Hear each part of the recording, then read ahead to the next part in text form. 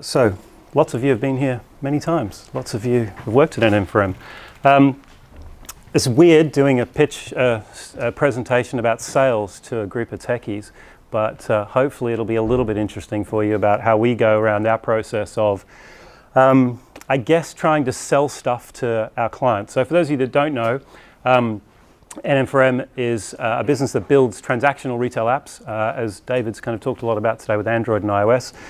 We do native applications only, so we don't do anything that's cross-platform.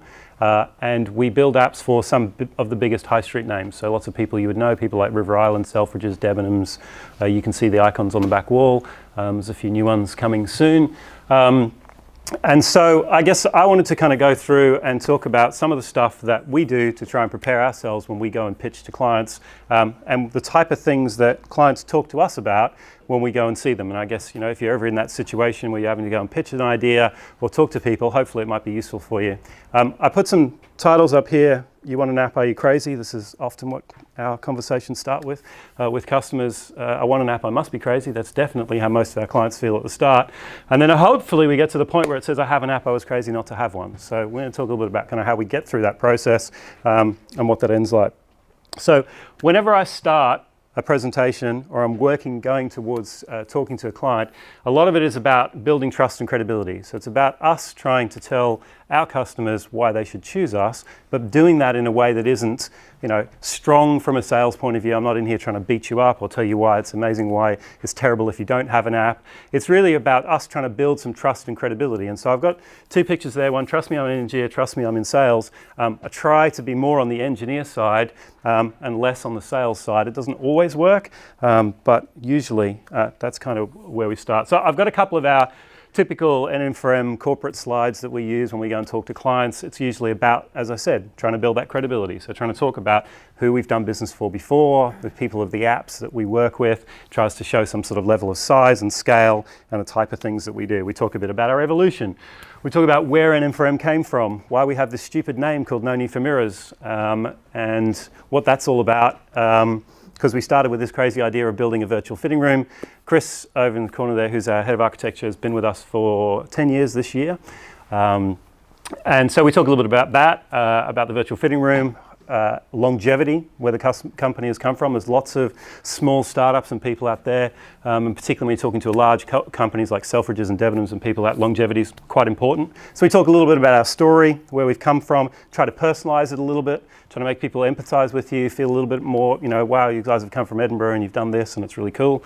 So we talk a lot about that. We talk about Edinburgh. So I think, you know, the city is an amazing place from a technology perspective. Scotland's a fantastic environment from a developer's point of view.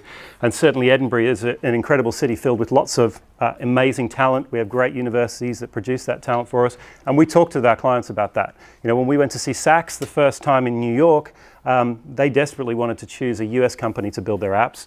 Somehow, miracles, this small Scottish company with, at that point, I think we had about 8 employees, managed to land probably one of the most well-known retailers in the world. And some of that was us talking about Edinburgh and their knowledge of what the city was. Scottish Enterprise helped us a lot, so the Scottish government did a lot to help us with that, win that business. But, you know, we talk a lot about that. We talk a bit about enhancing that credibility with stuff around our clients. So we talk about what our clients do for us, what they say about us. We've been featured in some big international reports. Forrester, who's a big consulting business, do these wave reports every year, and they talk about globally who the big players are and who you should choose for X, Y, and Z technical services. We've been lucky enough to be featured in that the last 6 years as to some of the top 10 one of the top 10 providers that matter most globally for mobile commerce, which is really nice. So it's nice to be able to talk about those type of things to build that kind of emphasis. We talk about how awesome we are and the things that we've done that we feel interested in what we, you know, buying an app from NM4M. So some of that is about showing scale. So showing the fact that we've put $174 million worth of revenue through our apps. My favorite number is one of our apps is downloaded every 9 seconds. So, there's lots of things that we kind of talk to customers about that are trying to build that confidence in them. And it really is about building confidence in them. They're going to give you a pile of their money. They're going to let you put their brand into an app and then publish it out into the world. Just to give you some feel of what that means, some of you that have worked with us before will know we have apps like River Island where we're currently sitting just about 3.6 million downloads, over 1 million active users a month on the iOS app. David just told me just before we're 13,000 users short of 1 million Android downloads. So we have some apps that are, massive when it comes to user bases. So other things we talk about is case studies. It's really important for us to show off to our clients, hey, our stuff's pretty cool, and actually it works really well for your clients for doing the type of thing that you want to do. So what's that about? It's really about showing how we've been successful and how we've been successful in helping the brand. It's not really talking about us, it's talking about them and how we can help you deliver that. So for those of you who don't know a lot about e-commerce, some of the numbers here are pretty scary if you do. 106% increase in conversion, which is just monumental. That never happens. And we're currently, so Selfridges launched 6 months ago, and we're already taking 11% of their total web traffic and online revenue, which is, again, a pretty crazy number. They were pretty awesome, though. They really helped out a lot with their marketing. They spent a lot of money on pushing the app, putting it in posters, putting it in all over their stores. Did a really good job of kind of convincing people to download the app. So, again, it's really about building that customer credibility and showing them things that we've done. So if we're talking about loyalty, we'll show them some things that we've done from a loyalty perspective. We'll give them some quotes about stuff that our customers say about us, say how amazing we are, how easy we are to work with, and how fantastic the apps have been for them. If we're talking about something where we're talking about engaging features that aren't necessarily about commerce, but they're about something else, we've got apps that can do that. So Mothercare, if any of you have ever seen the Mothercare app, it's got like a ridiculous number of features for an e-commerce app. The actual e-commerce portion is a really small part of what the overall app is. We actually did some work on the wheel, Pete, just recently. And I'm sure the guys will give you a hard time about just how difficult that was to modify. It's quite funny.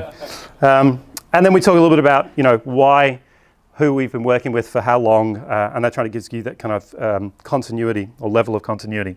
So I thought I'd talk a little bit about the type of typical things that we get asked from customers and how we prep for going to see someone about why they want an app. So whenever I sit down with a new client or prepare to go and talk to a new client, this is general basic sales stuff, but from an app point of view, what do we talk about? I want to know a lot about their business. I want to know what their buttons are, and I want to know how I'm going to be able to push those. One of the things that we invest a huge amount of time, effort, and money into here is building prototypes and demo apps before we actually ever go and talk, before we even land a customer. So, and sometimes that will take, so Selfridges, for example, when we won the Selfridges business, we actually built the app before we even won the business. So when we went to pitch, Chris, myself, and a couple of others had actually basically built the entire app. Obviously, it was nothing like the code that we eventually wrote and put into production, but we actually built a fully functional app before we went to see them, just to show them that that's how it was going to be. We've done that for other clients. We did it for River Island as well. But even if we don't do that, if we've got a small client, Mint Velvet, who we just signed, we're launching in May, we will build, Michael and Jason and our design team will build a full prototype so that the customer can actually picture it in their hands. They can pick up the phone, they can interact with it and use it. And actually, when we talk to clients about, from an app point of view, what was the best part of the sales process? This is usually it. It's the point where they got excited. They actually saw their brand on a phone in a cool way that they could interact with it. And that's really what convinced them that an app was really what they wanted. So it's probably the number one sales tool that we use. And it's not about selling. It's just about showing you something and then going, oh, wow, that's awesome. I really want that. You need to know a bit about their tech. So I think one of the things that I fear most whenever I go into a meeting with a client is there's going to be someone in the room who's smarter than me, who knows more about technology than me, and ask me questions that I can't answer. And as Chris will tell you, or most of the people will tell you here, I'm not bad at bullshitting. So I can usually get by. But that is the one thing that is about prep and making sure that you really understand from a technology point of view. It's not really about sales. It's more about being able to convince people that they can trust you with their technology solution.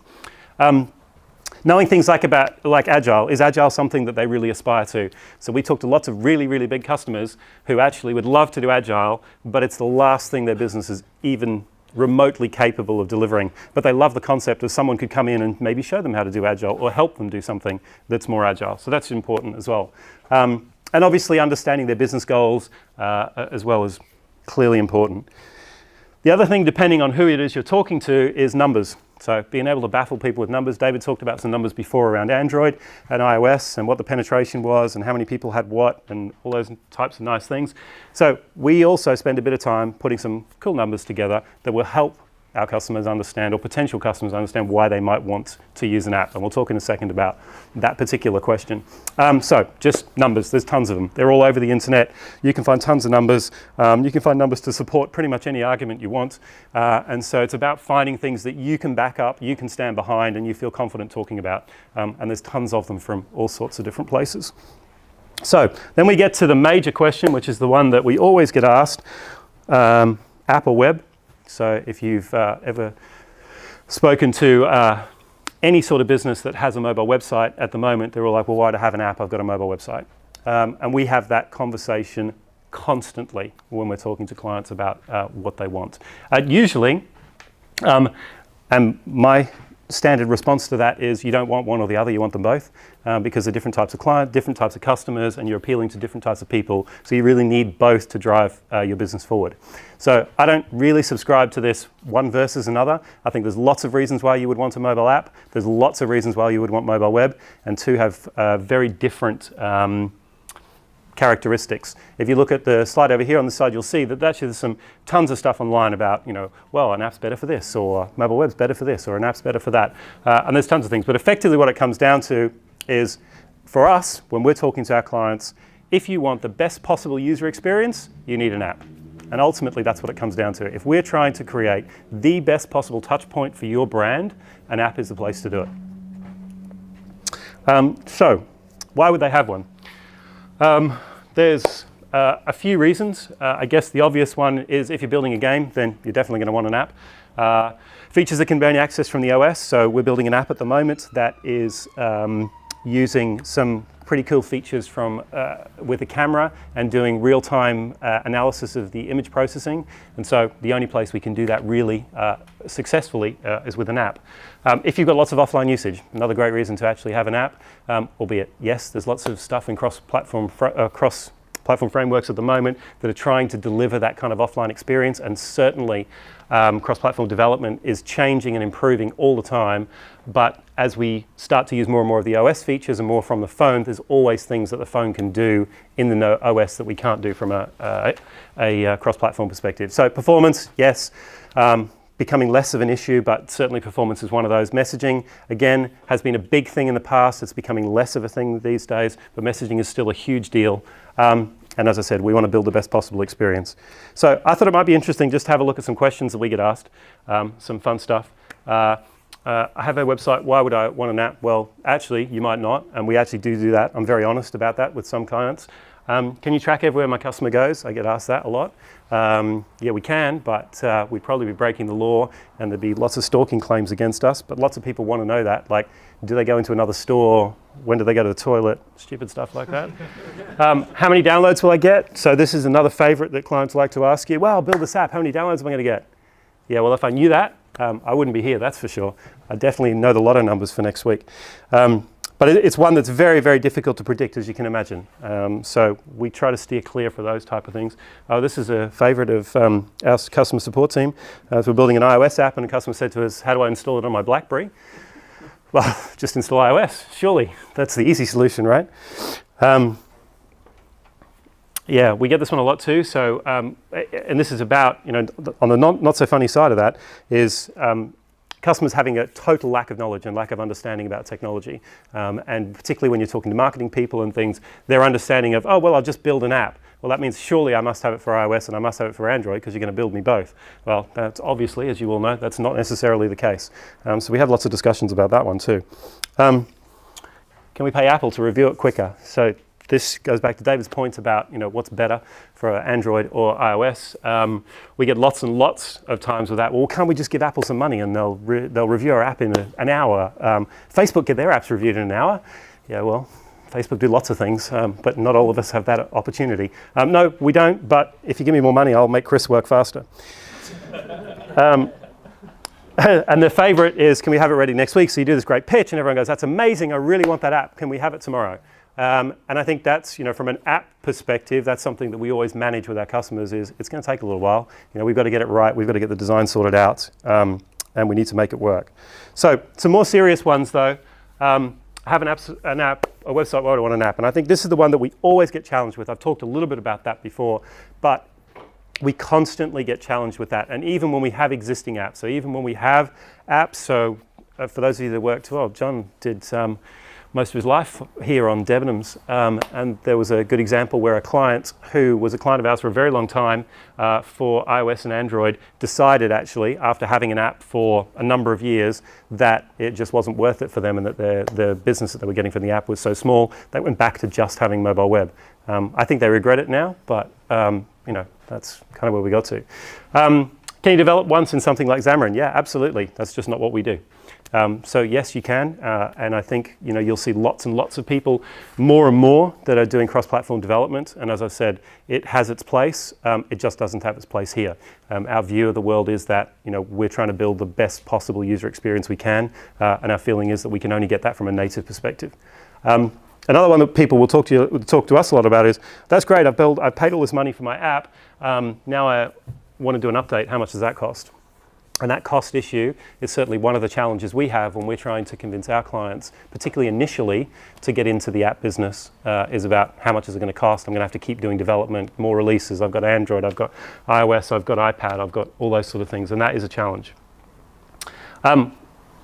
We get the next two all the time. So what happens when Google and Apple release a new version of the OS, and will this work on my new iPhone X? Well, assuming there is an iPhone X, but and again, this is the one where you've got to have a good answer for that. You've got to be prepared to understand that the customer's going to ask you, and they're going to say, well, I don't want an app if I've got to spend X million every year redeveloping it, changing it, and Apple can come along and just break it. So the way we answer that is that we don't charge you for that. So if Apple breaks something or Google breaks something in the OS, we'll fix it for free. There's no cost for you for doing that. It's a risk from a business point of view, and it caught us in the arse when Johnny Ives totally reworked iOS, but it's only been once, I think, in the whole time that we've had iOS, so iOS 10 now, and we've only ever been stung 1 year with a really big problem that cost us a lot to actually fix it. So that's kind of how we deal with it. So that was my very quick presentation on how we sell stuff. Hopefully it was interesting, gave you some insight into what we do and how we convince people to part with their hard-earned money. Any questions? Cheers, thanks David.